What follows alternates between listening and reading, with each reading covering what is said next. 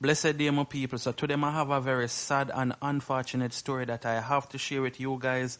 And this is the reason why a lot of persons must take the COVID-19 serious. May I bring more examples to you, because guess what? I realize a lot of persons still not taking it serious. Me see it with my own eyes, you understand? So let me get into the story. It says, COVID-infected 12-year-old died in mom's arms. I can't believe he's gone. Those grim words capture the shot death of Maureen Dwyer's 12-year-old son, one of the youngest casualties of the coronavirus fatal clutches in Jamaica. The boy's death is an outlier against the backdrop of morality that has fell mostly middle-aged to elderly persons, especially those with underlying illnesses such as diabetes, hypertension, and cardiovascular disease.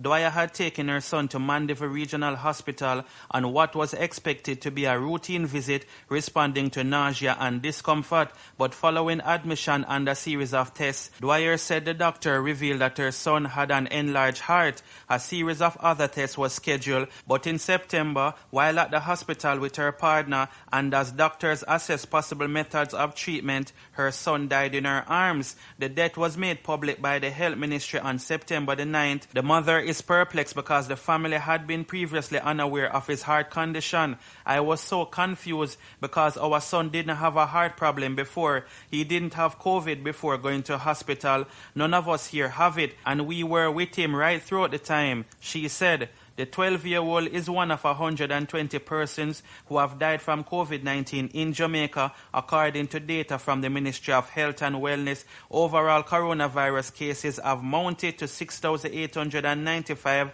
as at Saturday, October the 3rd. Dwyer has used a pseudonym because stigma and discrimination have haunted coronavirus patients, drawing violence and threats. Relatives of infected or diseased persons also suffer discrimination. The Dwyers and their 3 other children are now making preparations to say their final goodbye at a funeral.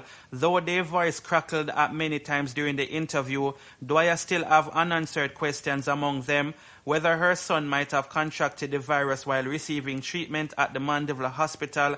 I really don't know if my son contracted the virus at the hospital, but all I know is that my son will never be able to realize his dreams. He will never be able to do the things he always wanted to do, she said. Dwyer still reminisces fondly about her son, who was due to sit the primary exit profile. The placement test was for high school in early 2021. He used to sing on the church choir, and he was a firm believer in God.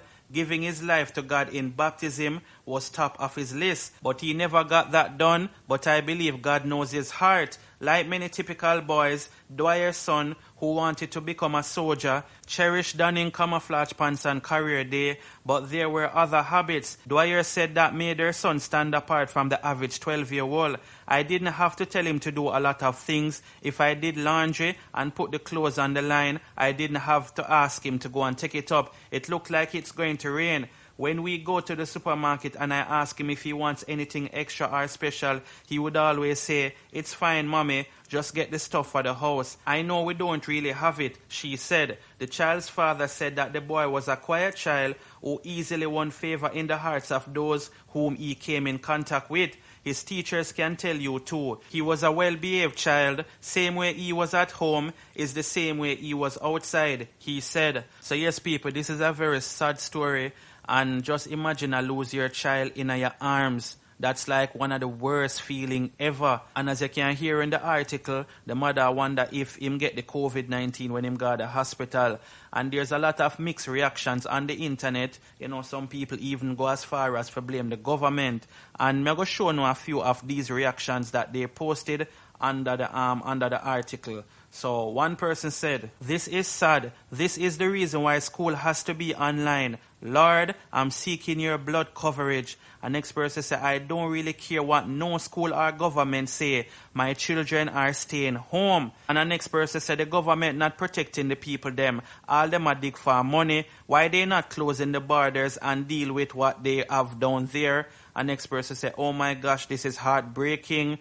And next person said, "Let's pray and comfort the mom. Poor baby." You know, so you can see a lot of persons are comment, "May God rest his soul." And people, may I tell you, this is very sad. I don't even know what to say, you see me, because that could have happened to anybody at all.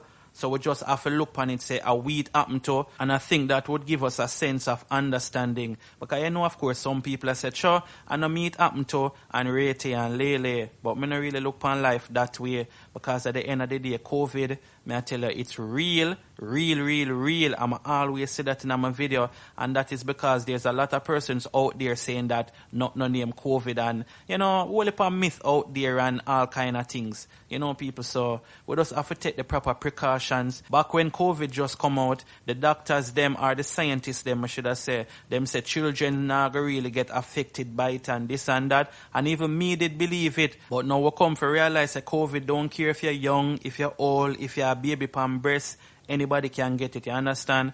And in the article, it said the youth did have an enlarged heart. So, of course, you know, said that can help for affect certain things, you know, people? So, just say a prayer for the family, say a prayer for the mother. I really hope when you get the strength to get through all of this, because you're not going to need a whole lot of support. May I tell you, people, protect on a child. You know, if you don't have to send them go school, because some children still have to go school, go sit certain exam, you know. Not sure if them are do it right now, but I know said during certain exams, children have to go sit certain thing, you understand? It's not everything you can do online, but we have to just protect them as much as possible. But yeah, people, leave in the comments and let me know what you think about this. Yeah, stay safe, bless up on yourself. I'm out.